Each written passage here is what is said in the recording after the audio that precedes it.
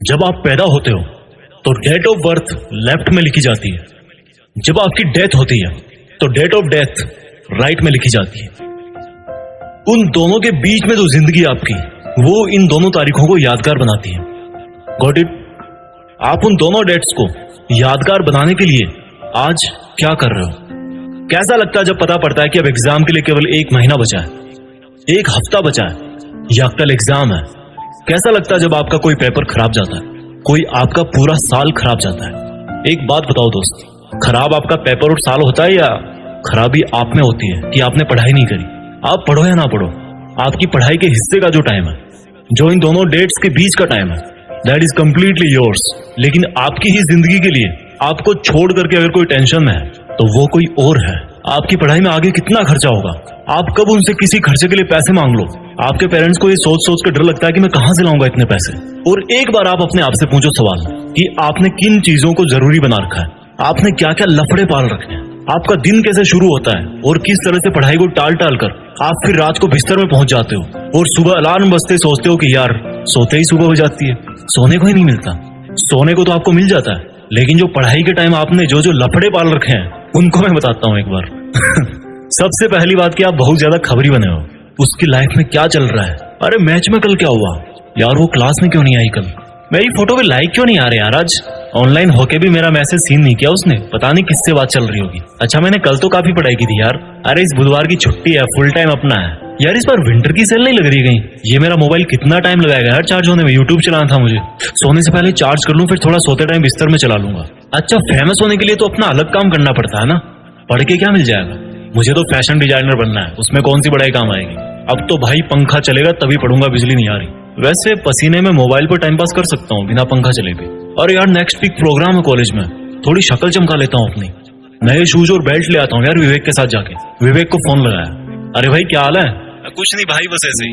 अच्छा सुन, शाम को राकेश वाली बाइक रख लियो अपने पास, दोपहर बाद शॉपिंग के लिए चलते हैं थोड़ा। अरे हाँ यार मुझे भी मोबाइल का कवर लेना है, और वो राहुल भी बोल रहा था बैग लेने के लिए। अच्छा ठीक है, उसको भी बोल दियो भाई, वो रोहित के साथ आ जाएगा उसकी बाइक पे।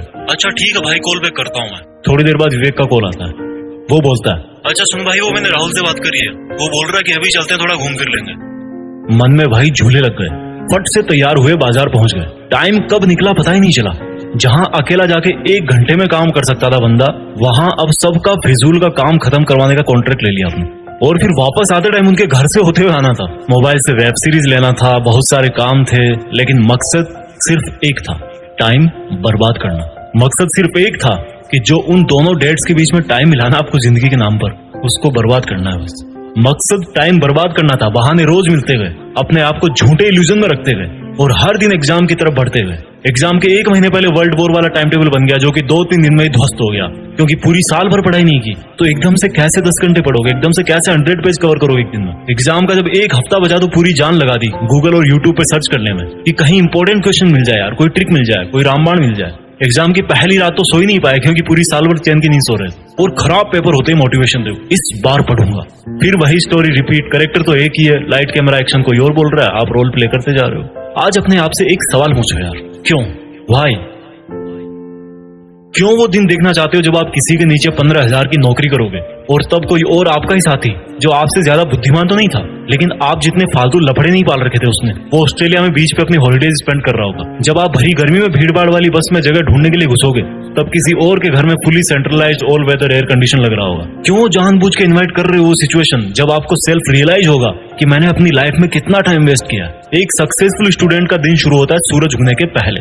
सूरज उगने से पहले वो तैयार होता है अपनी एक तेज तर्रार सोची समझी प्लानिंग और कॉपी कलम के साथ, और सूरज को बोलता है कि आजा चल लाइन में, देखता हूँ तो कितनी गर्मी भटकता है, कितना मुझे पसीने में भागता है, मैं तो नहीं रुकने वाला। एक स्टूडेंट का दिन खत्म होता है एक सेल्फ सेटिस्फेक्शन के साथ कि इस साल जो पढ़ाई का मैंने प्लान किया है, मैं उसके अकॉर्डिंग चल रहा हूँ, और मेरा आज जितना प्लान था स्टडी का वो मैंने आज फिनिश किया। बुद्धिमान लोगों में भी वही 1.5 किलो का दिमाग होता है, बस वो रगड़ के रखते हैं उसको, अपने दिमाग को अपनी उंगली पे नचाते हैं। और आपको देखो, हर कोई नचा रहा है, कभी सोनिया का मैसेज नहीं आता, कभी रोहित धोखा दे जाता है, कभी विवेक से लड़ाई हो जाती है, कभी सारे दिन अपने लिए ब्लूटूथ हेडफोन देखते रहते हो अमेजोन खोल के। आपको तकलीफ मिलती है हर दिन, दर्द होता है हर दिन, लेकिन वो जो तकलीफ और दर्द है ना, उसका सोर्स चेंज करना है। वो दर्द होना चाहिए आपके हार्डवर्क से, ना कि किसी के साथ लड़ाई करने से। तकलीफ मिलनी चाहिए आपको जब आप ठंड में सुबह 5 बजे उठ के पढ़ते हो। तकलीफों का सोर्स चेंज करो। डॉक्टर अब्दुल कलाम बोलते हैं कि सीखने के लिए दर्द उठाना पड़ता है, और दर्द ही इंसान के लिए सब कुछ अचीव करना पॉसिबल बनाता है। दिक्कत ये नहीं कि आप मेहनत नहीं कर पाओगे, दिक्कत ये है कि आप अपने आप को मेहनत करने के लिए कन्विंस नहीं कर पाते।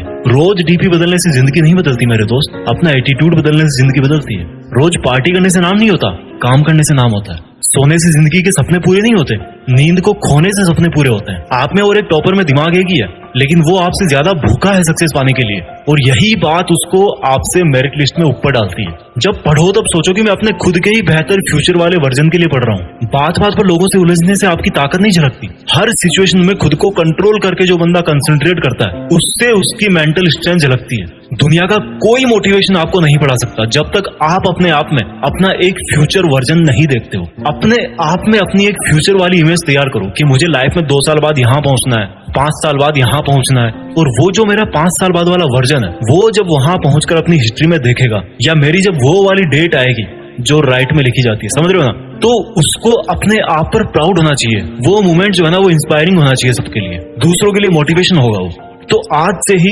स्टडी करो, रिसर्च करो, एक बड़े पर्पज के लिए पढ़ो, एक बड़े पर्पज के लिए लाइफ जियो। जो वीडियो में मैंने आपको बताया बहाने, वो एक बार दोबारा उस बंदे वाले नजरिए से सुनना जो आप अपने आप को फ्यूचर में बनता हुआ देखना चाहते हो। उन छोटे छोटे बहानों में से एक भी बहाना ऐसा नहीं होगा जो आपको अपने उस वर्जन से मिला सकता है। मैंने एक वीडियो में बोला था, उसकी लिंक नीचे है, कि किसी को इम्प्रेस करने के लिए जिंदगी मत जियो, किसी को इम्प्रेस करने के लिए काम मत करो, बल्कि इस पूरी दुनिया को इंस्पायर करने के लिए काम करो। और इंस्पायर कैसे कर पाओगे?